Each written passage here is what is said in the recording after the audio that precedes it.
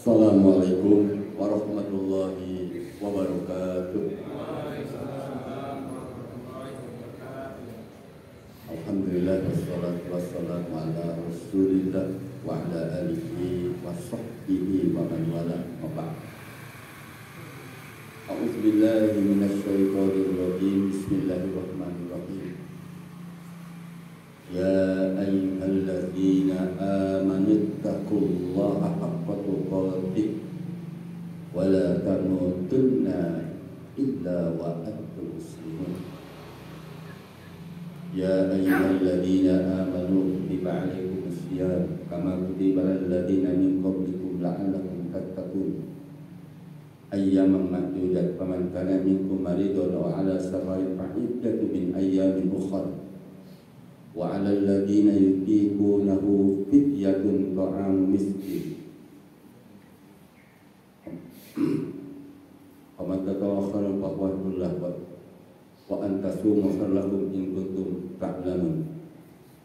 Syahrul Ramadhan alladzi unzila fihi al-Qur'an hudan lin-nas wa bayyinatin minal huda wal furqan. Faman syahida minkum as-sahra falyasum. Faman kana maridun ala safarin fa iddatun min ayyamin ukhra. Yuridullahu bikumul yusra wa la yuridu bikumul usra. Wa litukmilul iddata wa tukabbirullaha ala ma hadakum wa la'allakum tashkurun. Wa qala Rasulullah Muhammad sallallahu alaihi wasallam, kullu amali ibni Adam yudha'afu al-hasanatu bi asyri amsalha ila sab'i mi'ati dhikrin. Qala Allah azza wa jalla illa as-sawma fa innahu li wa ana azidi. Yada'u sahwatahu wa ta'amahu min ajli lis-sa'imi farhatani, farhatun inda fitrihi wa farhatun inda liqa'i rabbih wa la khalufu bihi ajyabu inda Allahi min rihil bis. Idza dakhala Ramadhan futihat abwabul jannah wa ghulqat abwabul jahannam wa sulsilatis syayatin. Hadirin jamaah salat subuh yang muliakan Allah Subhanahu wa taala. Alhamdulillah pada pagi ini kita masih diberi nikmat sehat walafiat oleh Allah Subhanahu wa taala. Mudah-mudahan kita semuanya yang hadir khususnya dan umumnya untuk umat Islam selalu dalam ridhonya. Amin ya rabbal alamin. Salawat dan salam semoga dicurahkan, dilimpahkan kepada junjungan kita Nabi akhir zaman, yaitu Rasulullah Muhammad sallallahu alaihi wasallam. Demikian juga kepada para sahabat-sahabat Rasulullah, para tabi'in, dan seluruh umat Islam di mana saja mereka berada sampai hari kiamat. Amin ya rabbal alamin. Insyaallah tema pada pagi ini kita akan bahas terkait dengan keutamaan dan keistimewaan saum di bulan Ramadan. Tinggal 2 pekan lagi ya kita insyaallah. Mudah-mudahan kita bisa melaksanakannya dengan baik. Dan mudah-mudahan kita dipanjangkan umur ya sampai bisa melaksanakan tuntas sampai akhir Ramadan. Jamaah salat subuh yang muliakan Allah Subhanahu wa taala, memang berbeda ya antara bulan Ramadan dan bukan Ramadan. Itu Rasulullah dan para sahabat kalau datang bulan Ramadan itu gembiranya luar biasa. Jadi kalau Rasulullah dan para sahabat datang bulan Ramadan itu sangat gembira. Ternyata ada rahasia ya. Kegembiraan itu ada pahala yang berbeda dengan bulan-bulan lain. Jadi kalau bulan-bulan lain selain Ramadan itu pahala itu dibatasi. Dibatasi, satu kebaikan Allah lipatkan 10 kali lipat. Batasannya maksimal 700 kali lipat. Tapi kalau puasa di bulan Ramadan, saum di bulan Ramadan itu pahalanya tanpa batas. Luar biasa ya. Pahalanya tanpa batas. Itu yang membuat gembira Rasulullah dan para sahabat. Makanya mudah-mudahan kita panjang umur bisa melaksanakan saum dengan benar. Dalilnya hadis ya dari Abu Hurairah yang diriwayatkan oleh Bukhari Muslim. Kullu amal ibni Adam yudha'afu al-hasanatu bi asyri amsalha ila sab'ini adilin. Qala Allah azza wa jalla illa sauma. Jadi satu kebaikan bagi orang yang beriman itu Allah lipatkan 10 maksimal 700 kali lipat. Allah berfirman, ini hadis qudsi, illa sauma, kecuali saum. Jadi saum dikecualikan ya. Jadi pahala setiap satu kebaikan Allah lipatkan 10 sampai 700 kali lipat. Jadi kalau di bulan Ramadan bukan dilipat-lipat lagi, pahalanya tanpa batas. Jadi kalau dilipat-lipat di luar bulan Ramadan pun dilipat-lipat ya, sampai kapanpun ya gitu kan. Illa sauma, kecuali saum di bulan Ramadan. Kenapa begitu hebatnya saum di bulan Ramadan? Nah, kalau lihat hadis yang lain ya, hadis yang lain, idza dakhala Ramadan futihat abwabul jannah wa ghuliqat abwabul jahannam wa sulsilatis syayatin. An Abi Hurairah rawahul Bukhari Muslim. Jadi jika masuk bulan Ramadan, kalau sudah masuk bulan Ramadan, itu pintu-pintu surga dibuka, pintu-pintu neraka ditutup, setan-setan dibelenggu. Jadi pintu surga, sebetulnya pintu surga bagi orang beriman kapan saja dibuka. Tapi kenapa di bulan Ramadan itu diistimewakan gitu kan? Itu hadis tadi dikomentari oleh ulama itu, ternyata begitu masuk bulan Ramadan, bagi orang yang beriman, bagi orang-orang muslim itu banyak melakukan amal soleh sehingga pintu surga terbuka atau dibuka. Likasrotil a'mali sholihah minal mu'minin. Jadi bagi orang-orang mukmin banyak melakukan amal soleh. Begitu masuk bulan Ramadan, malamnya sholat tarawih. Kan itu puasanya belum, tapi sholatnya sudah. Tilawah Quran, banyak zikir, banyak istighfar. Kalau bisa banyak juga infak, ya, terutama terhadap orang-orang yang miskin, ya, infak terhadap orang-orang fuqara. Insya Allah itu pintu surga dibuka bagi orang yang beriman. Kalau kafir tidak dibuka. Walaupun datang bulan Ramadan, bagi orang-orang kafir tidak dibuka pintu surga. Jadi pintu surga dibuka itu bagi orang mukmin yang banyak melakukan amal-amal soleh. Dan pintu neraka ditutup bagi orang yang beriman, bagi orang beriman.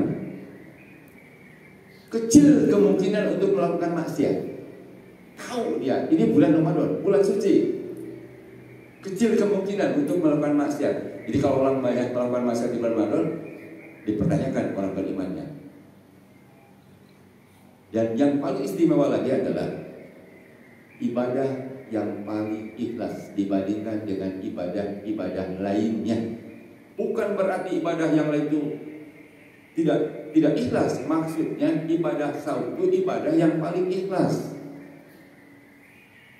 Semua ibadah harus ikhlas, harus bersih dari syirik besar, syirik kecil, terutama syirik kecil. Kalau tidak bagi orang beriman, kalau syirik besar sudah jelas tidak akan terima, karena dia bukan muslim. Tapi kita tidak mustahil syirik kecil, riya. Nah, saum itu, puasa itu tidak ada istilah riya, tidak ada bagi orang beriman. Atau tokan ya. Ini ulama memperjelas begini. Jadi kalau ada seseorang masuk ke ruangan yang tertutup, dikunci kamarnya, ada makanan, ada minuman, dia tidak akan makan dan dia tidak akan minum. Dia merasa diawasi oleh Allah, walaupun tidak ada satupun orang yang melihat. Maka disebut amal yang paling ikhlas. Kalau zakat ya maaf ya, pasti ada mustahiknya, bahkan ada amilnya. Kalau umroh orang tahu, haji orang tahu. Kalau sholawat infak lain itu pasti orang tahu. Tapi kalau puasa nggak ada yang tahu kecuali Allah. Jadi kalau ada orang munafik pura puasa itu bohong. Kalau ada orang munafik puasa itu bohong. Kalau ada orang munafik bisa sholat, orang munafik puasa, zakat bisa, orang munafik hajian bisa, orang munafik umroh bisa, orang munafik infak bisa. Tapi semuanya dalam rangka mencari ujian dari manusia. Karena orang munafik itu riaknya permanen. Kalau orang munafik itu riaknya permanen. Kalau kita orang beriman kadang-kadang muncul. Jangan juga kita merasa saya mah tidak pernah riak, itu tukang bohong. Itu tukang bohong. Riak itu bisa muncul. Makanya puasa itu adalah ibadah yang sangat ikhlas. Tidak riak. Kenapa? Karena sekalipun di kamar yang tertutup ada makanan, ada minuman, ada istri, sebelum terbenam matahari itu tidak akan berani melakukannya. Kenapa? Karena merasa diawasi oleh Allah Subhanahu wa ta'ala. Itulah keistimewaannya saum di bulan Ramadan. Makanya disebutkan dalam hadis itu Pak Indah Huli, makanya puasa itu untuk aku. Padahal kita semua ibadah itu inna sholati wa nusuki wa mahyaya wa mamati lillahi rabbil alamin. Semata-mata karena Allah. Tapi kenapa puasa disebut karena aku? Bahkan yada'u sahwatahu min ajli, meninggalkan syahwat, meninggalkan makan dan syahwat itu semata-mata karena Allah. Itulah istimewanya puasa. Makanya pahalanya tanpa ibadah yang paling ikhlas. Annahu sirrun bainal abdi wa baina rabbih. Sesungguhnya puasa itu ibadah yang sangat rahasia antara seseorang dengan Rabb-nya. Itu istimewanya puasa. Makanya saya katakan sekali lagi, orang munafik mustahil puasa, bukan tidak mungkin, mustahil. Karena orang munafik itu ibadah itu semata-mata dalam rangka riya. Riaknya permanen. Makanya kalau kita tidak permanen riaknya, alhamdulillah tidak termasuk kategori orang munafik. Kalau riak tidak permanen, wah itu dalam semua ibadah itu tidak ada karena Allah. Karena nggak enak saja dengan tetangga, nggak enak dengan istri, nggak enak dengan suami, nggak enak dengan anak. Yaitu riak namanya. Dan orang munafik riaknya permanen. Kenapa? Karena hatinya yang rusak. Hatinya yang rusak. Jadi orang munafik itu disebutkan dalam Quran itu dia sholat, tapi sholatnya salah, malas.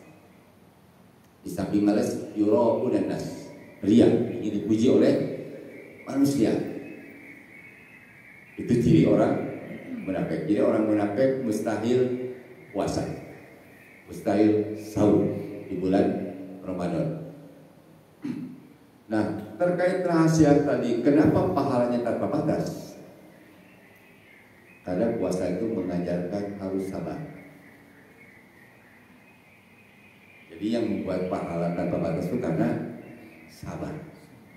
Allah berfirman dalam Quran surat Az-Zumar ayat 10. Az-Zumar surat 39 ayat 10. A'udzubillahi minasyaitonir rajim. Innama yuwaffas sabiruna ajrahum bighairi hisab. Innama yuwaffas sabiruna ajrahum bighairi hisab. Surat Az-Zumar ayat 10 terdapat di ujung ayat. Innama yuwaffas sabiruna ajrahum bighairi hisab. Hanya orang-orang yang bersabarlah yang disempurnakan pahalanya tanpa batas. Sesungguhnya hanya orang-orang yang sabarlah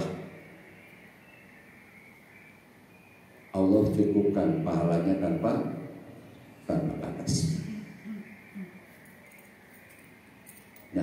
saum di bulan Ramadan itu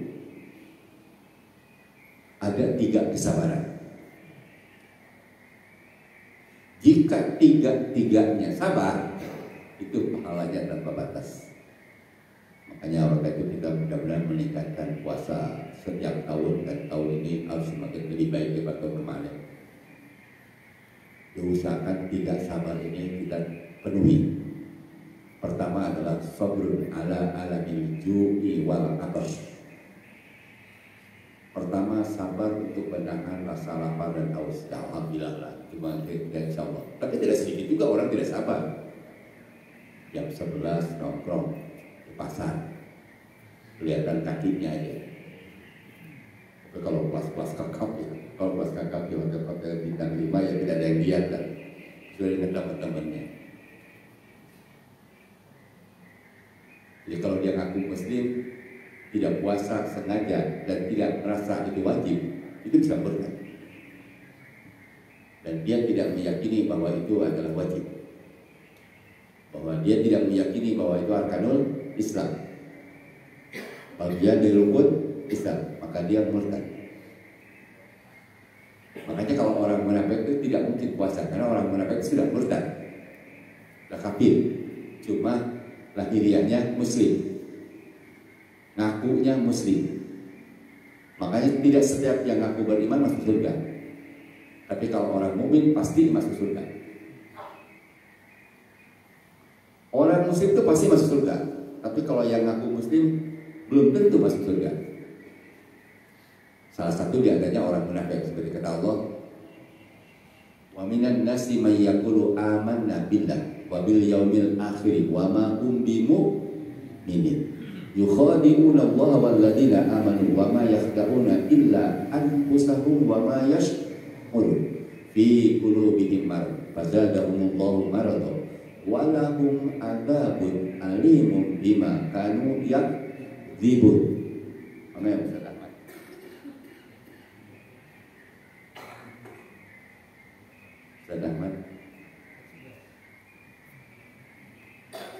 Ayat 8, Al-Baqarah ayat 8 sampai 10. Al-Baqarah ayat 8 sampai 10. Dan di antara manusia ada yang berkata, kami beriman kepada Allah dan hari akhir, padahal sesungguhnya mereka itu bukanlah orang-orang yang beriman. Mereka menipu Allah dan orang-orang yang beriman, padahal mereka hanya menipu diri sendiri tanpa mereka sadari. Dalam hati mereka ada penyakit, lalu Allah menambah penyakitnya itu, dan mereka mendapat azab yang pedih karena mereka berdusta. Jadi orang munafik itu tidak mungkin puasa, tidak mungkin sahur. Dia tidak akan sabar untuk menahan makan dan lapar dan haus, tidak akan sabar. Tapi kita sebagai orang beriman harus sabar ya, untuk menahan perihnya lapar dan haus. Itu yang pertama. Yang kedua, sabrun ala ta'atillahi. Sabrun ala ta'atillahi, sabar untuk taat kepada perintah Allah. Banyak perintah Allah di bulan Ramadan itu. Sebenarnya di luar Ramadan juga diperintahkan, cuma harus lebih ditingkatkan. Tilawah Quran, qiyamul lail, termasuk di dalamnya tarawih. Dan tarawih itu khusus hanya di bulan Ramadan, tidak ada di bulan lain tarawih. Tarawih itu tidak ada di bulan lain kecuali di bulan Ramadan. Saya baca dalam Al-Mukhtar lil Hadis fi Syahri Ramadan tentang jumlah rakaat ya. Ihda wa arba'un, salasun wa ishrun,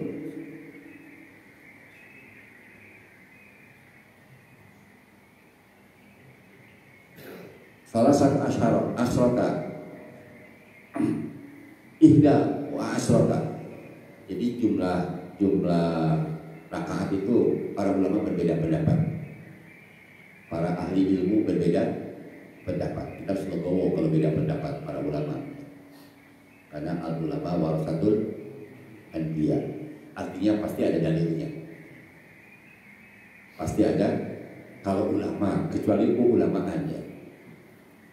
Kalau ulama itu pasti ada dalilnya. Jadi ada yang 41 rakaat,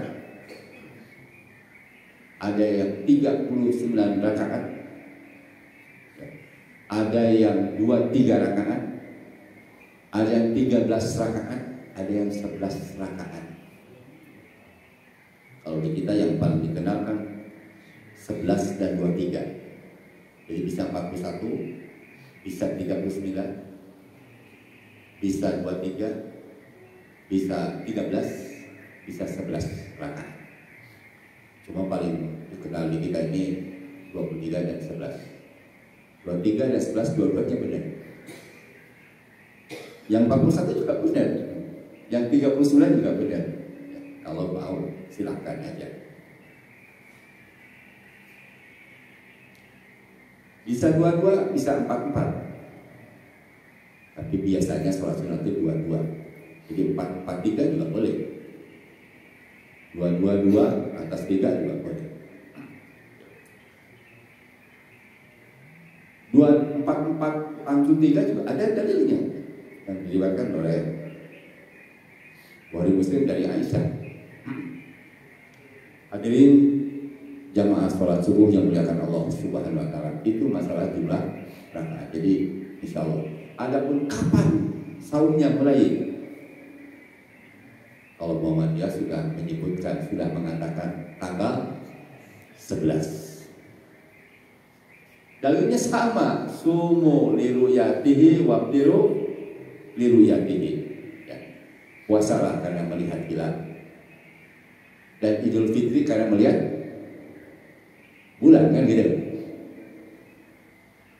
Puasa dimulai puasa karena melihat bulan, dan Idul Fitri karena melihat bulan. Nah, pengertian melihat itu bisa berbeda. Nah, contohkan ya, bayi yang dikandung oleh seorang ibu, pasti bayi itu dikandung oleh ibu ya, oleh perempuan. Nggak mungkin laki-laki ngandung, walaupun perutnya gede, buncit gitu ya, itu bukan hamil kalau laki-laki. Tapi kalau perempuan, buncit itu kemungkinan hamil. Bayi yang dikandung itu dulu di zaman Rasulullah bisa disebutkan laki dan perempuan itu manakala sudah laki. Sekarang itu bisa diketahui dengan teknologi canggih, jenis kelaminnya laki-laki atau perempuan. Jadi dua-duanya benar gitu. Yang melihat itu ada yang melihat karena ahlinya gitu. Dengan teknologi yang canggih itu bisa melihat. Tapi bagi orang awam gitu, bagi orang awam ya belum lahir, belum kelihatan. Bahkan diruyat. Diruyat itu pasti harus dihisab dulu. Jadi hisab dan ruyat tidak bisa dipisah-pisah. Ya, jadi kalau tanggal 11 benar ya. Kalau ingin meruyat juga gitu tanggal 29-nya diruyat dulu. Atas disempurnakan gitu. 30 hari Sya'bannya baru sahur. Itu juga benar. Jadi tidak usah ribut ya. Kalau Muhammadiyah tanggal 11, pemerintah belum menentukannya kemungkinan tanggal 12. Syukur-syukur pemerintah juga tanggal 11. Idealnya memang sama, idealnya ya. Dalam satu negara itu seharusnya tidak boleh ada dua perbedaan, seharusnya. Jadi kalau sarana, teknologi itu sarana ya. Sarana itu dalam Islam itu tidak pernah bid'ah. Tergantung tujuan.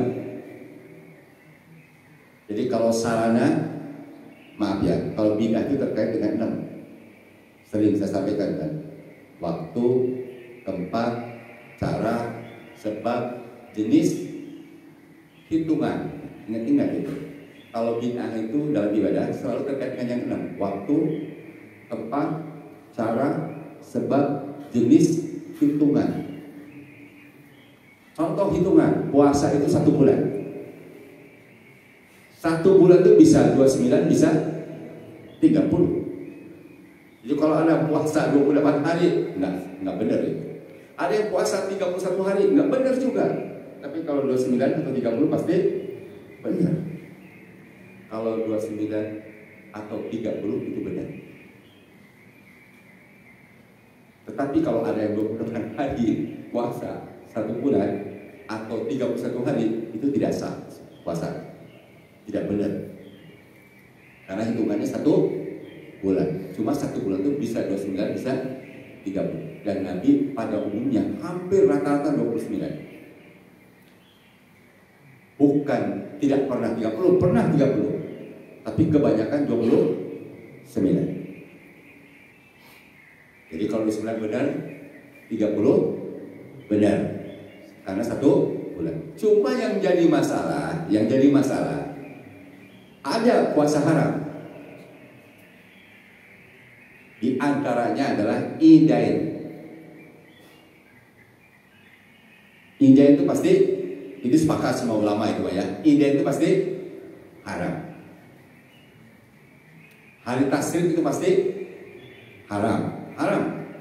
Ya. Hari Tasyrik itu haram. Makanya idealnya ya, sama-sama dimulai Ramadan itu bareng. Idealnya. Tapi kalau saatnya berbeda, kita harus legowo perbedaan itu. Karena sifatnya ijtihadi. Dalam masalah melihat tadi, melihatnya itu ada yang harus melihat gitu. Ada yang dengan terlalu canggih itu bisa melihat dari sekarang udah kelihatan ya. Maka tanggal sekian itu bisa lihat, bisa tidak, bisa kelihatan. Jadi dua-duanya beda. Kembali kepada masalah tadi sahur ya. Jadi sabar untuk taat pada perintah Allah ya. Melaksanakan perintah Allah itu banyak. Zikir, tilawah, sholat taraweh. Dan sholat taraweh hanya khusus di bulan Ramadan. Jadi kalau orang mengatakan Rasulullah sholat ya, 11 rakaat baik di bulan Ramadan maupun di luar Ramadan. Kalau komentar Ibnu Taimiyah ya, itu tidak benar. Karena tadi taraweh itu bisa 11, bisa 13, bisa 23, bisa 39, bisa 41. Dan tahajud itu boleh di bulan Ramadan, ya boleh. Bagus. Jadi salah satu ketaatan di antaranya adalah tahajud. Baik di luar Ramadan maupun di bulan Ramadan. Jadi kalau Anda sholat witir pada Isya, kan ada orang witir pada Isya. Ya, habis 2 rakaat terus witir dia 1 rakaat. Nanti kalau tahajud malamnya nggak usah witir. Nggak usah witir. Karena witir tidak ada witir dalam 1 malam 2 kali. Witir itu cuma 1 kali. Jadi kalau Anda sholat tarawih 11 rakaat atau 23 rakaat, lantas sholat tahajud, witir lagi tidak usah. Karena witir itu dalam 1 malam hanya 1 kali. Bisa dilihat dalam kitab Kifayatul Ahya. Dalam kitab Kifayatul Ahya. Jadi witir itu cuma 1 kali. Jadi banyak melakukan ketaatan kepada perintah Allah. Termasuk infak, sedekah, tilawah Quran, zikir, istighfar. Walaupun di Ramadan juga bisa dilakukan, tapi di bulan Ramadan lebih ditingkatkan. Makanya hebatnya itu dia harus sabar, termasuk sahur. Termasuk sahur itu memerlukan kesabaran. Biasanya anak-anak muda kalau dibangun di sahur, walaupun nggak sahur saya kuat, nggak usah sahur. Itu tidak sabar itu terhadap perintah Allah lewat Rasulnya. Kata Rasulullah, segera berbuka, akhirkan sahur. As-sahur barokatun. Sahur itu barokah. Dan sahur yang baik ya, yang sangat baik itu adalah kalau baca Quran sekitar 50 ayat menjelang subuh. Kira-kira berapa menit gitu? Antara 15 menit, 30 menit Kita ambil tengah-tengah aja, antara 30 menit 1 jam lah, paling cepat 1 jam. Sahur itu idealnya. Boleh nggak sahur jam 1 jam 2? Ya boleh, silahkan aja. Sah, tidak sahur aja sah. Cuma yang sabar itu sahurnya ya, jam 4, apalagi kalau sekarang subuhnya jam 4.40. Jam 4 sahurnya itu memerlukan kesabaran gitu. Jadi kalau jam 1, jam 2 sahur itu tidak sabar gitu.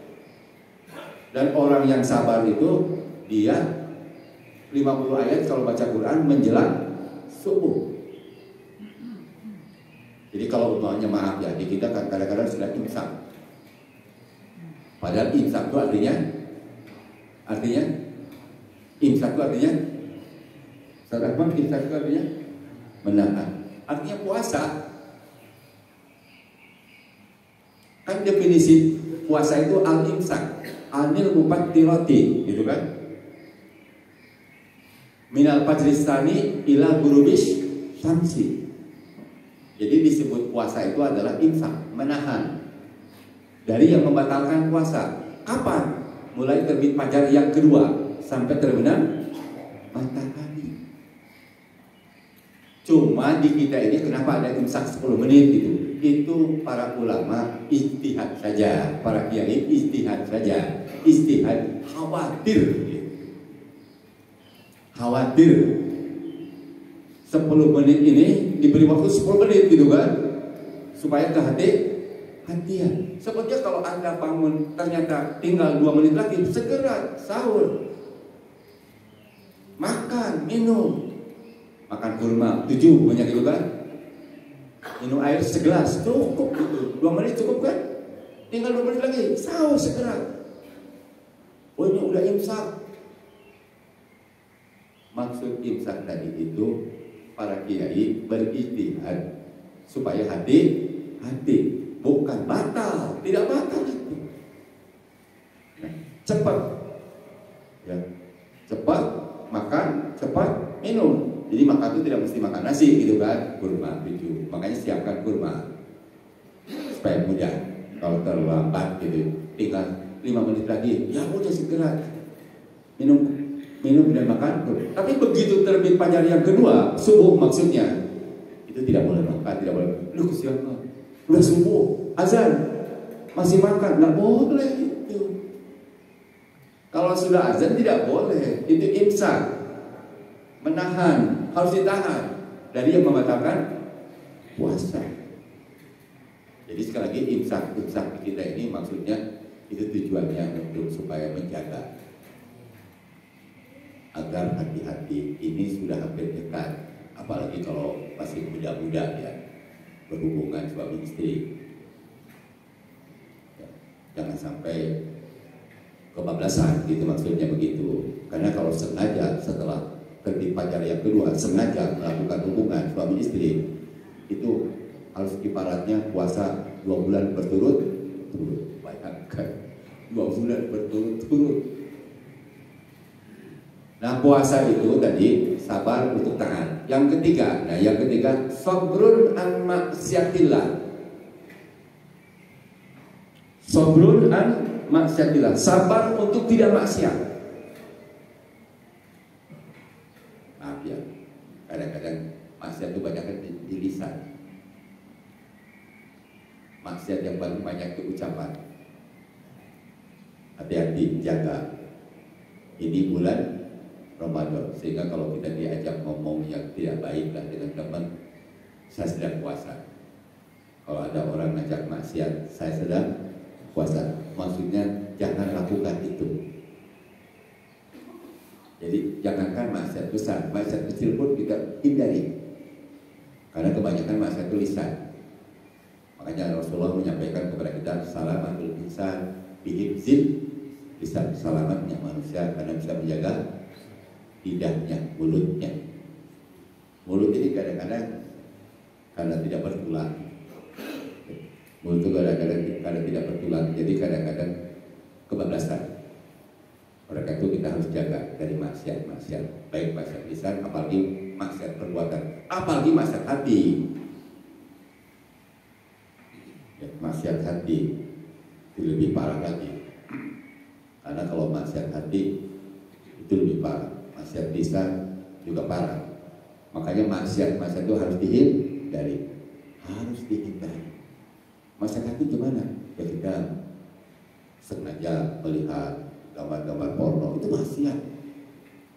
Maksiat mata, maksiat hati, itu rusak puasanya. Oleh karena itu sekali lagi mudah-mudahan kita jauhkan itu. Nah, kalau 3 kesabaran ini dilakukan oleh kita orang beriman, kata Allah dalam Quran tadi, innama yuwaffas sabiruna ajrahum bighairi hisab.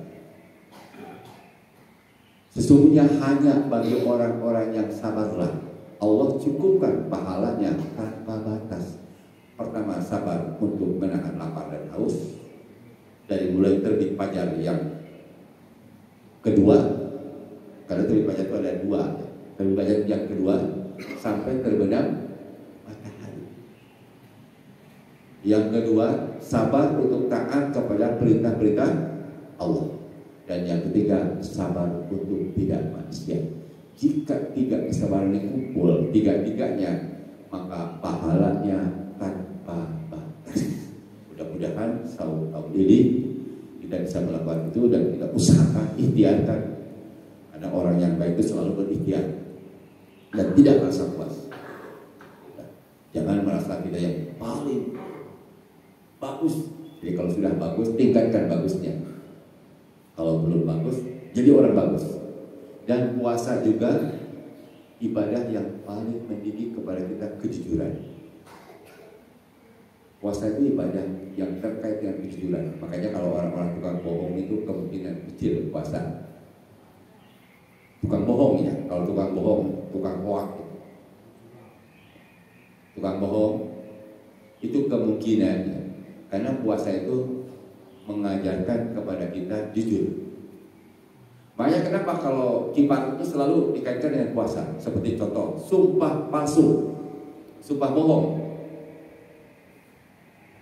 Sumpahnya benar karena saya bersumpah demi Allah tidak melakukan itu, padahal melakukan. Itu sumpah bohong namanya. Puasa 3 hari berturut-turut. Itu kenapa harus puasa? Karena puasa kejujuran. Orang membunuh tidak sengaja, gitu kan? Tidak sengaja. Kenapa harus puasa? Kalau tidak memerdekakan hamba saya kita tidak ada. Maka puasa berturut-turut 2 bulan. Bayangkan ya, begitu hebatnya ajaran Islam. Jadi Islam itu mengajarkan kepada kita kejujuran. Jadi sampai sejauh mana kejujuran orang Muslim ini? Cuma biasanya orang jujur suka ditipu. Karena Rasulullah juga menyampaikan kepada kita, sayati ala nasi zamanun, ya, akan datang kepada umatku satu zaman, salawatin khadda'atin, bertahun-tahun penipuan, ya, penipuan. Tukang bohong dikatakan jujur, orang jujur dikatakan bohong, tukang bohong. Orang yang amanah dikatakan khianat, orang yang khianat dikatakan amanah.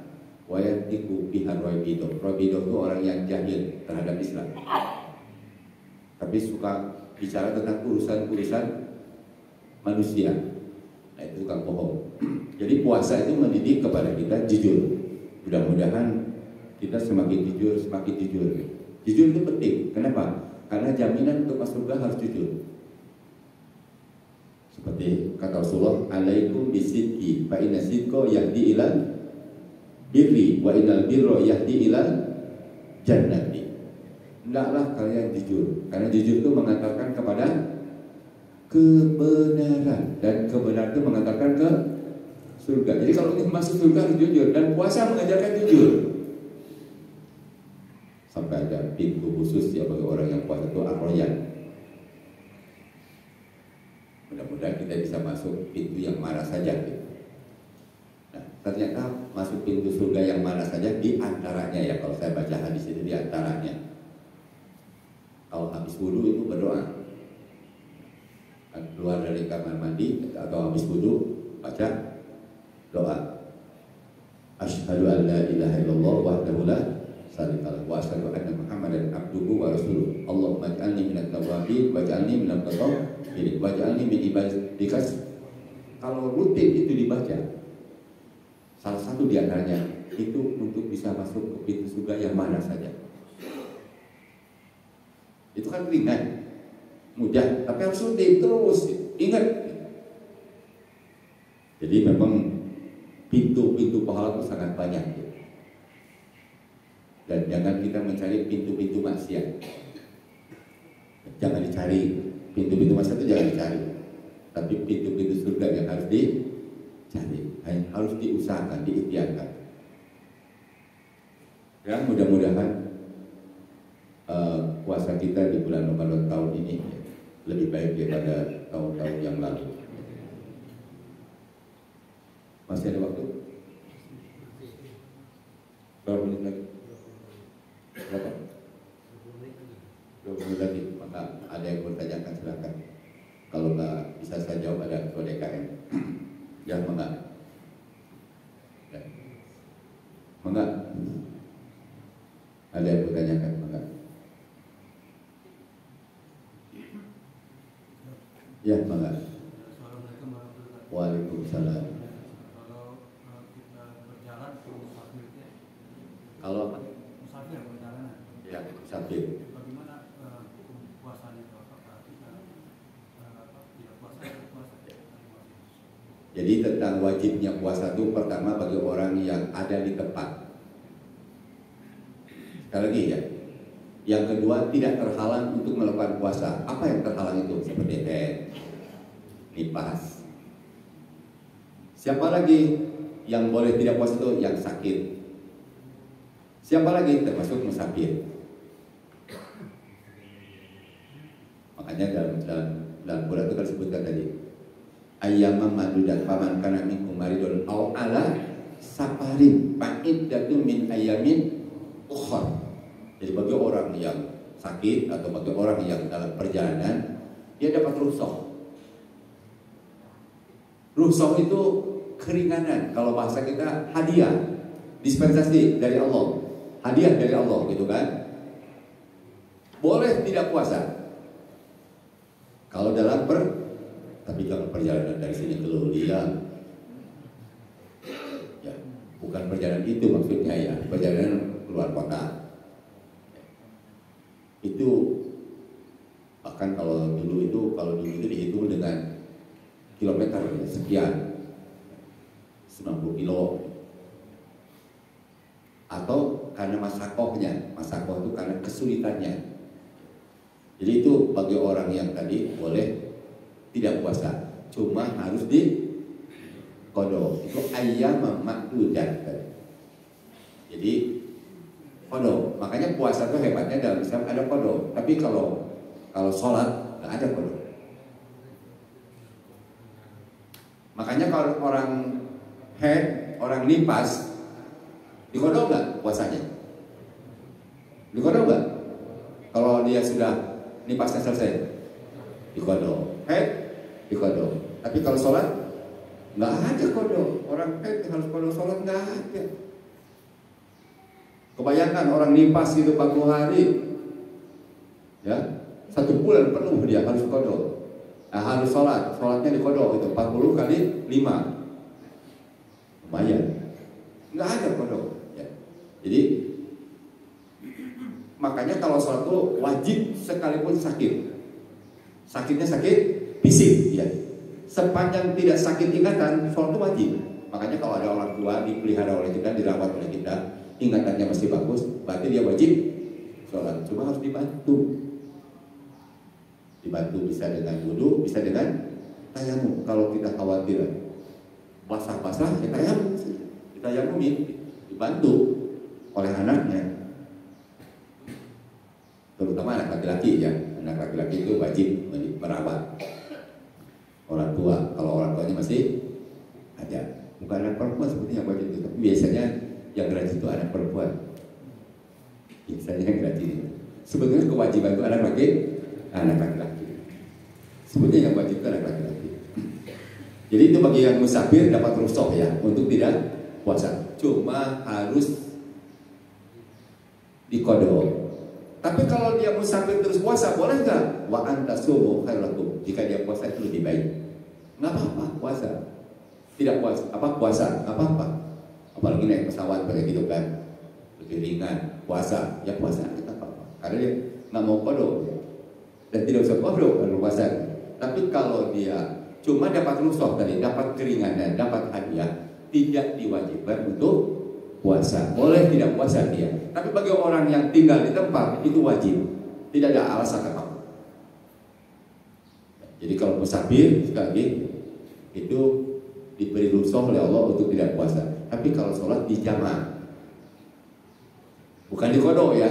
Kalau sholat di jamaah bukan di kodok. Kalau di kodok kan umumnya saya satu hari perjalanan keluar, ya di kodok aja nanti duhur dengan duhurnya double, asalnya double, maghribnya double, isanya double, nggak bisa. Nggak ada kodok dalam sholat. Ya. Kecuali ini ada dalam Fiqh Sunnah bisa dibaca. Dalam Fiqh Sunnah kecuali ya ada kodok sholat itu jika yang biasa sholat sunat sebelum subuh, yang biasa ya, yang rutin sholat sunat sebelum subuh, tiba-tiba kesiangan, kan manusia kita ini kesiangan kita karena terlalu capek mungkin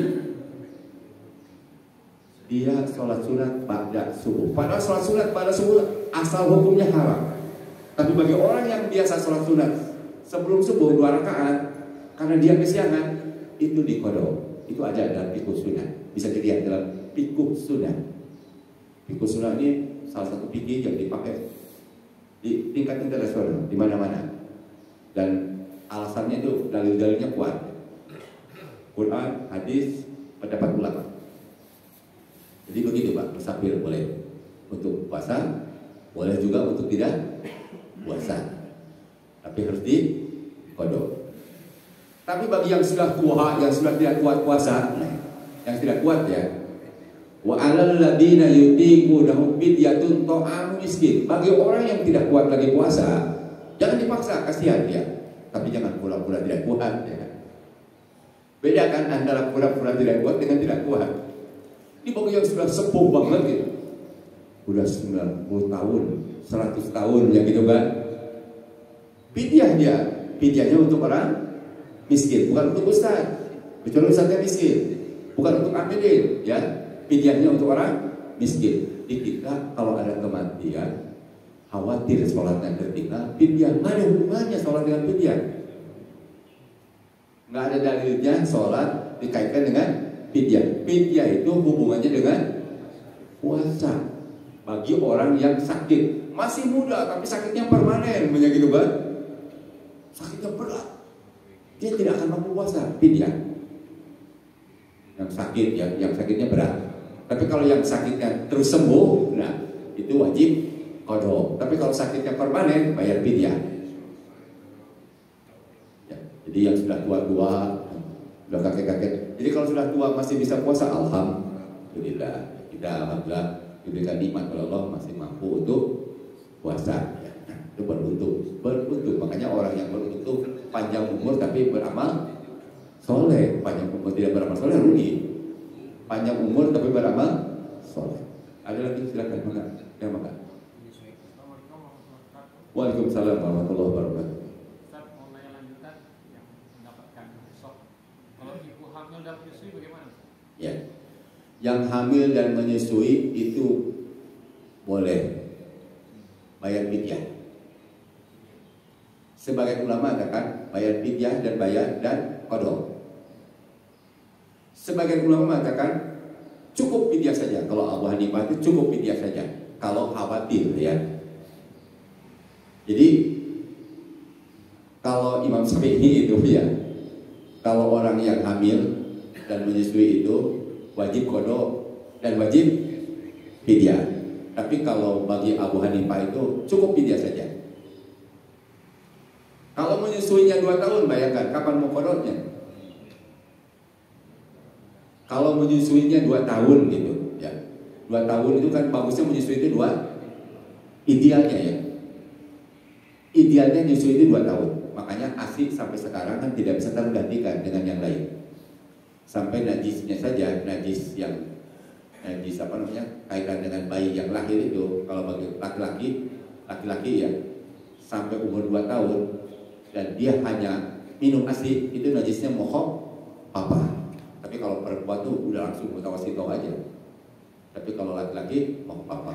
Nah, bagi yang tadi hamil itu bisa kodok dan bayar fidyah. Baik kodok maksudnya kodok. Tapi kalau ulama lain itu bayar fidyah cukup, tidak usah kodok. Abu Hanifah ya. Jadi kalau Imam Syafi'i harus kodok, ya harus kodok. Jadi maksud saya bukan fidyah dan kodok ya, tapi bayar kodok. Tapi kalau Abu Hanifah itu cukup dengan fidyah saja, karena itu rukhsah. Mana? Tapi kalau memang khawatir kita supaya anaknya soleh, puasa aja lah, kan tidak mengganggu di kodok, bisa. Karena di kodok itu kan selama 1 tahun itu kan berapa bulan, bisa, tidak mesti harus berturut-turut, bisa Senin Kemis gitu kan, bisa Ayyamul Bid, ya. Diniatkannya untuk kodok. Kodok itu hukumnya wajib, tapi waktunya boleh saja itu Ayyamul Bid atau Senin Kemis, boleh waktunya diambil itu, ya. Tapi niatnya kodok, karena kodok itu hukumnya wajib. Jadi gini, tadi kan yuridullahu bikumul yusra wala yuridu bikumul usra. Allah menghendaki kemudahan dan tidak menghendaki kesulitan. Kalau dalam bahasa lain itu ad-dinu yusrun. Hadis ya, bukan bahasa lain. Ad-dinu yusrun, agama itu mudah, tapi jangan mudah. Tapi jangan mudah. Agama itu mudah, tapi jangan mudah. Insya Allah yang hamil itu kalau khawatir gitu ya, itu boleh kodok, boleh fidyah. Tapi sekali lagi ya, mana aja pilih yang mana yang mau diambil. Dan fidyah khusus untuk orang miskin. Jadi kalau umpamanya 1 hari biasa makan itu 30.000 gitu ya. Jadi dia ngitungnya itu 30 hari atau 29 kali 30. Dan sekitar 900 ribuan fidyah. Tapi kalau mau dikodok, nggak usah bayar fidyah. Kalau mau dikodok, tapi dua-duanya dibenarkan. Karena Abu Hanifah juga pendapat itu pasti berdasarkan dalil, ada dalilnya. Ya. Saya kira yang lain enggak. Masih ada waktu, silakan. Masih ada. Silakan Pak. Ustaz salah benda, mangga hari nanya. Ada naros mangga. Ada ketua DKM, kalau nggak salah saya jawab tidak ada ketua DKM, insya Allah. Mangga. Oh iya mangga. Ini Pak Suher apa? Pak Hairul. Mangga Pak Hairul. Kuli itu gimana Pak? Kuli yang kerja berat tuh, kuli ya, kerja berat tuh harus puasa tidak? Iya. Makanya di bulan Ramadan itu sekali lagi ya, kalau orang yang kuli berat itu ngumpulin, mempersiapkan diri kalau mau puasa itu. Jadi tidak usah kerja berat banget ya. Harus ya kerja berat apa? Bang beca yang nggak berat kan? Jadi harus mempersiapkan kalau dia ingin puasa gitu, karena ini bulan puasa itu bulan yang sangat luar biasa. Ya, harus disyukuri gitu. Jadi kalau kerja berat apa? Contohnya. Makanya kalau kerja berat gajinya gede gitu kan dikumpulin. Jadi pada saat di bulan itu tidak kerja. Kalau niatnya mau puasa, insya Allah ya. Kalau niatnya mau puasa, jadi kerja berat. Tapi kalau kerja berat beneran gitu ya, tidak patut bayar fidyah. Kalau berat beneran ya, dan tidak bisa dapat nafkah kalau tidak bekerja berat itu lain lagi ya. Itu lain. Kan kodoknya kapan? Kerjanya berat terus-terusan. Makanya sekali lagi kalau kerja berat itu dia harus nabung sehingga pada bulan Ramadan tidak bekerja berat. Jadi kerjaan yang ringan-ringan. Kalau niatnya mau puasa, masalahnya dia punya keinginan dia untuk puasa. Makanya kalau kata ulamanya syarat ibadah itu, syarat yang pertama adalah sidqul azimah, punya kemauan yang kuat dan benar. Kalau orang punya kemauan yang kuat, insya Allah bisa. Seperti tadi, kerja berat di bulan Ramadan, padahal dia bisa nabung. Tidak bisa kerja berat di bulan Ramadan. Ya, diusahakan, diikhtiarkan. Jangan sampai tidak ada ikhtiar. Ikhtiarnya hukumnya wajib. Ini ikhtiarnya nggak ada, berat aja terus gitu. Alasan gitu, jadi alasan. Kalau supir nggak kerja berat, enggak, biasa aja. Bukan kerja berat. Nyupir bukan pekerjaan berat, biasa. Orang puasa bisa. Pilot biasa. Tapi kalau pilot kan musafir, tapi harus dikodok dia. Tapi kalau kerjanya pilot dia terus-terusan, harus dikodok. Dikodok kalau banyak kan tidak tiap hari jalannya kalau pilot kan. Karena ada istilahnya dia musafir, jalan jauh kan. Nah, mungkin pesawat tuh kan jalan dekat gitu, jalan dari sini ke mana, kalau dia nggak mungkin ya pasti keluar kota minimal kan, ke Surabaya, ke Bandung gitu. Keluar negeri apalagi itu dapat rukhsah untuk tidak puasa, tapi harus dikodok. Itu tidak pekerjaan berat itu, karena musafirnya dia. Ya, silakan Mangga yang lain. Mumpung ada ketua DKM. Ya, silakan. Ya, Mangga.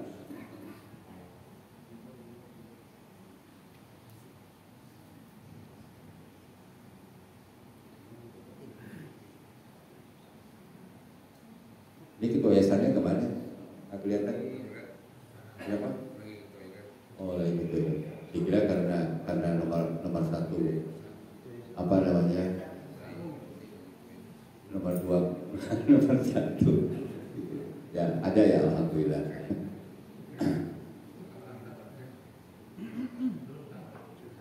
Belum, insya Allah mudah-mudahan. Mudah-mudahan, semangat aja terus. Yang penting kita ikhtiarnya sudah optimal. Itu yang dapat pahala. Jangan nyesal kita sudah berikhtiar. Ada keberpihakan kepada yang benar, itu dapat pahala. Kalau keberpihakannya kepada kebatilan, terus kalah, 2 kali rugi. Yang penting itu keberpihakannya. Kata ketua DKM ini, kata ketua DKM. Kan ketua DKM senyum-senyum aja. Ya, artinya setuju. Ya, ada lagi pertanyaan, silakan Maka. Sudah masuk ini belum kan? Berapa menit lagi? Oh, masih ada satu pertanyaan, Maka.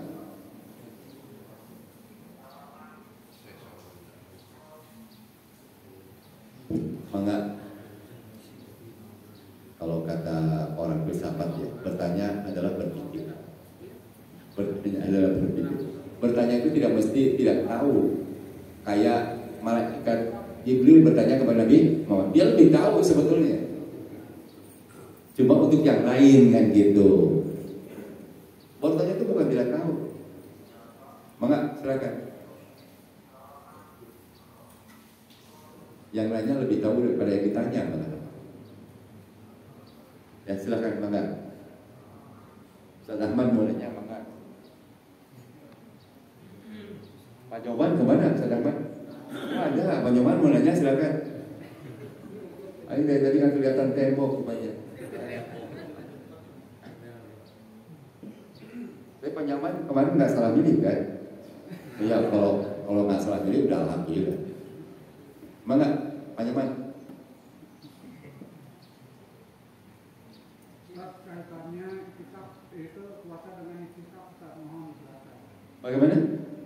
Puasa dengan itikaf. Ya, itikaf itu diam, cicing gitu cek orang Sunda namanya. Itikaf itu cicing, diam di masjid, tapi tidak boleh itikaf di rumah, nggak boleh. Itikaf itu harus di masjid, yaitu di akhir 10 akhir Ramadan. Jadi tanggal 21 mulai tanggal 21 ya.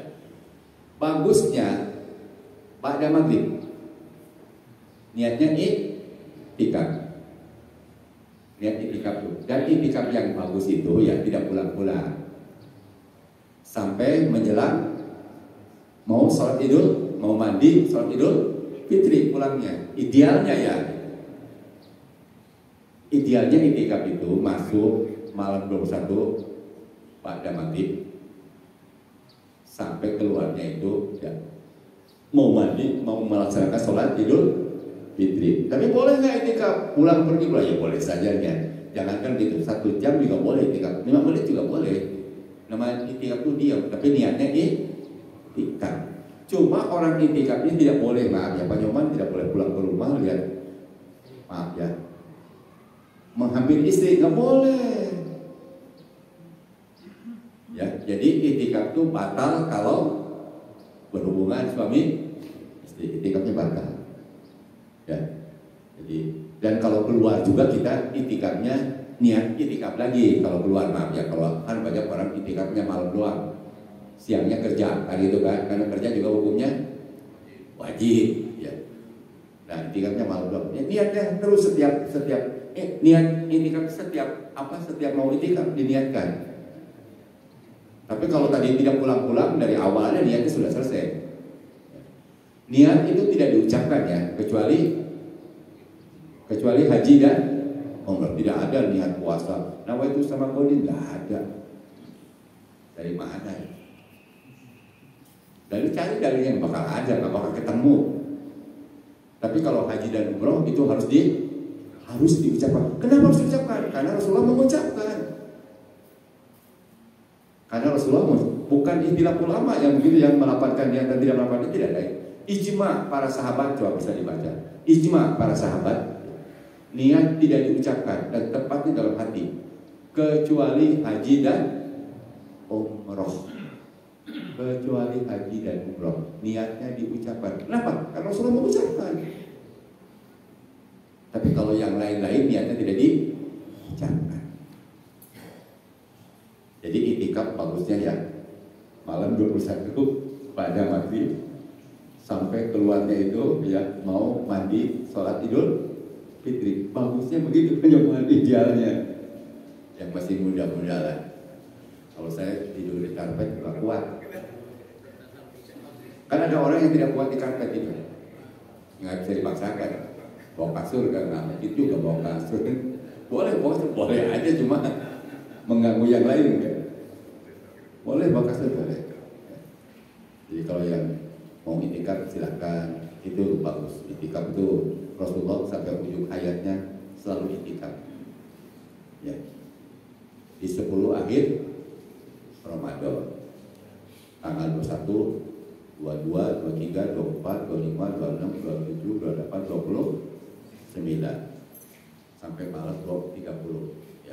Kalau idnya 30, kalau tahunnya, kalau bulannya hitungannya 30 hari. Tapi kalau 9 sampai malam 29 selesai, paginya pulang sholat id. Mandi dulu ya, sunatnya mandi besar ya. Walaupun tidak berhubungan istri, mandi besar sunatnya kalau mau sholat id ya. Dan sholat id itu agak siang dibandingkan dengan sholat idul adha. Kenapa? Karena zakat fitrah tidak boleh masih ada sisa sebelum sholat id, harus habis. Kata Rasulullah ya, zakat al-fitri tuhrotan liso'imi minal lagwi warofas waktu makan lil masakin. Paman adaha qabla sholat fahiyat zakatun makbulatun. Waman adaha ba'da sholat fahiyat sadaqatun minas sadaqah. Bisa dilihat dalam kitab Subul Salam bab zakat ya. Jadi zakat fitrah itu zakat yang untuk menghapus ya, maaf ya, kadang ada ucapan-ucapan yang kurang baik dan perbuatan yang kurang baik, dan memberi makan untuk orang miskin. Waktu mata lil masakin. Jadi kalau zakat fitrah tidak boleh amil maaf ya, amil tidak boleh zakat fitrah. Zakat fitrah ditunda di RT, di RW, dosa itu. Zakat fitrah harus habis sebelum sholat id. Jadi kalau panitia itu masih ada, padahal masyarakatnya sudah menyerahkan ke panitia yang berdosa. Makanya Rasulullah kenapa sholat Idul Fitri agak siang dikit, menghabiskan zakat fitrah dulu. Kalau Idul Adha lebih cepat, Dan Idul Fitri disunatkan makan dulu kan gitu. Kalau Idul Adha disunatkan tidak makan dulu. Kenapa? Karena pulangnya makan daging kurban. Kalau kita enggak, makan daging yang belanja di pasar. Seharusnya dipotong sebagian, dimasak rame-rame makan. Itu Idul Adha. Jadi Rasul itu makan daging kurban, bukan makan beli dari pasar. Itu bagusnya ya, tapi di kita kebiasaan untuk beli di pasar. Termasuk saya, keluarga itu selalu beli dulu dari pasar. Padahal Rasulullah itu makan daging kurban. Ini mah belum selesai penyembelihnya, semuanya belum selesai, jadi tidak boleh ada yang makan. Dari mana dalilnya? Kalau selesai semuanya, panitia boleh makan, ya boleh makan, tapi jangan kuli. Gitu bedanya itu. Kalau kuli justru tidak boleh. Kuli gitu. Kuli, saya kepala buat saya karena saya yang motong, tidak boleh itu. Tapi kalau dia hadiahkan oleh yang kurban itu untuk orang yang motong, silakan aja. Tapi jangan kuli, beda ya. Tapi makan boleh nggak? Ya makan lah. Gitu. Lagi kurban di kamar, ya kan dulu, udah selesai semua bagi-bagian baru makan. Itu pun masaknya juga kapan lagi? Jadi itu disebut kurban itu pada sholat Id ya, pada sholat Id sampai tanggal 13 Zulhijjah pada asar. Dan itu perbuatan yang paling baik adalah kurban. Ini kebetulan jatuhnya hari Jumat banyak gitu ya. Id ini jatuhnya hari enggak potong. Itu dari mana dalilnya? Bahkan dalilnya menyatakan begini, kalau jatuhnya hari Jumat tidak wajib Jumatan. Ada nggak? Ada dalilnya itu malahan. Tidak wajib Jumatan, sholat duhur. Sholat duhur kan bisa jam 1 lewat punya gitu kan. Jadi tidak ada istilah cuma tidak boleh menutup masjid untuk Jumatan. Dan kalau ada orang mau Jumatan silakan, tapi tidak wajib Jumatan. Kalau jatuhnya Id itu hari Jumat, jangan tidak potong karena kapok. Makanya potong jangan dijagal, di sini aja potong gitu. Potong, jadi dimakan. Dan boleh nggak yang kurban tuh ngambil? Boleh, maksimal sepertiga. Tapi jangan begini, paha belakang, paha depan, kepala, habis. Ya kalau sepertiga minimal ya paha lah, maksimal paha yang gedenya. Boleh. Tidak juga tidak apa-apa. Tapi jangan begini, kalau udah kurban, kecuali kurban nazar. Kalau kurban nazar tidak boleh sedikit pun ngambil yang kurban. Kalau kurban biasa boleh ngambil. Disimpan boleh, gitu. Hadisnya begitu, disimpan juga boleh. Dimasukin ke kulkas, itu karena ini nggak bakal habis. Potongnya ada 2 kambing, 3 kambing. Jadi ngambil paha-paha satu-satu jadi 3 paha, begitu. Ditaruh di kulkas boleh nggak? Ya boleh. Kulu, kan kata Rasulullah makan, simpanlah dan sodakokanlah, gitu kan. Jadi 3, jadi boleh. Jadi kita jangan tidak makan dari kurban hari Jumat, tidak potong ya, libur gitu kan. Padahal habis sholat Id. Jangan begitu ya, jangan dibiasakan yang seperti itu. Jatuhnya hari Jumat tetap kurban pada sholat Id. Itu bagian dari syiar-syiar Islam yang luar biasa. Habis ada Pak Ahmad, selamat. Kalau tahu selamat sudah habis sudah. Kita tutup dengan bermajlis subhanaka Allahumma wa bihamdika asyhadu an la ilaha illa anta astaghfiruka wa atubu ilaik. Assalamualaikum warahmatullahi wabarakatuh.